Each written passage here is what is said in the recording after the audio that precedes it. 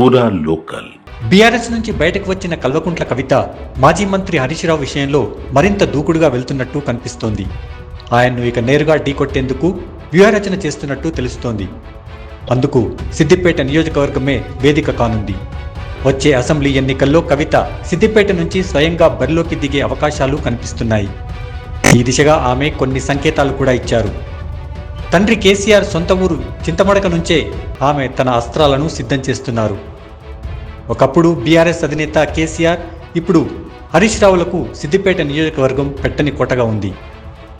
కేసీఆర్ 2004లో ఎంపీగా గెలవడంతో ఈ నియోజకవర్గాన్ని హరీష్కు వదిలారు. అప్పటి నుంచి హరీషే ఇక్కడ గెలుస్తూ వచ్చారు. ఇదే తమను ఇబ్బంది పెట్టిందని కవిత భావిస్తున్నారు.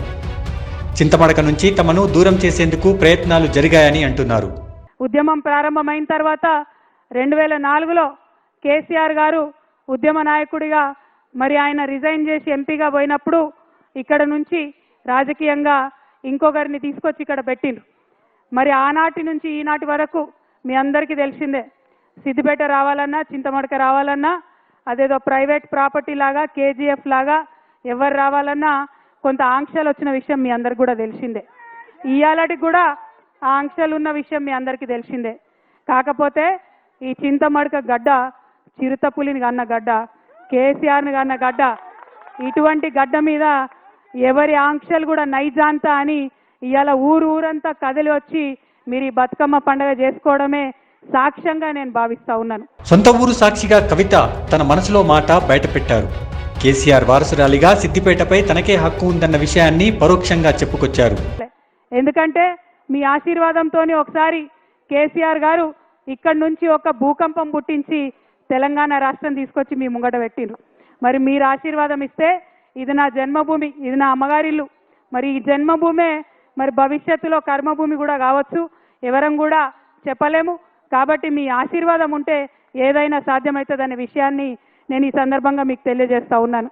కేసీఆర్ కుటుంబ సభ్యులపైనే ఆంక్షలంటూ కవిత పదే పదే ప్రస్తావించడం చూస్తే ఆమె హరీష్ పై సిద్దిపేటలో వ్యతిరేకత వచ్చేందుకు పావులు కలుపుతున్నట్టు అర్థమవుతోంది. మళ్ళీ ఒకసారి ఒకటే మాట, మనం తెలంగాణ వాళ్ళం ఎవరి ఆంక్షలకు భయపడేటోళ్ళం కాదు. ఆనాడు ఆంధ్రోళ్ళు పెద్ద పెద్ద నాయకులు 100 ఆంక్షలు పెడితే తోసుకొని పోయి ముళ్ళ కంచెలు దాటుకొని పోయి బుల్లెట్లకు ఎదురుగా పోయి ఉద్యమం చేసినటువంటి వారసత్వం ఉన్నది. ఏదో రాజకీయంగా కొన్ని ఆంక్షలు పెడితే ఎవరు ఆగేది లేదు. ఖచ్చితంగా చింతమడకకు వస్తాం, సిద్దిపేటకు వస్తాం, ఒకసారి కాదు మళ్ళా వస్తాం.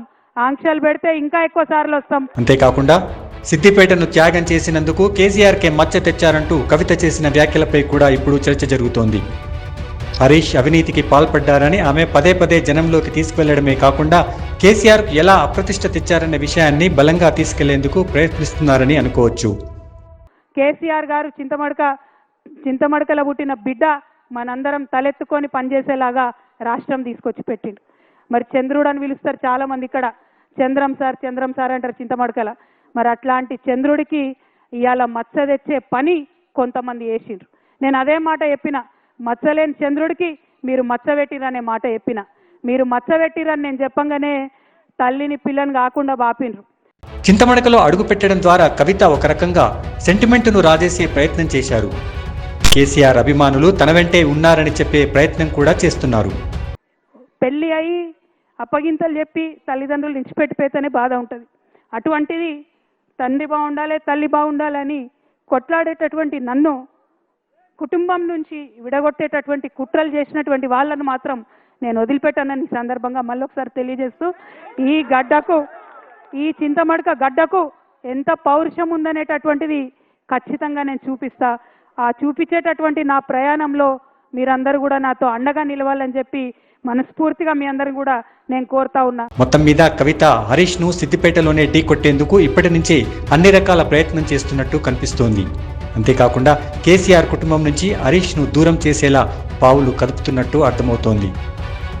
కవిత తన అడ్డాలో విసురుతున్న సవాల్ను హరీష్ ఎలా ఎదుర్కొంటారో చూడాలి.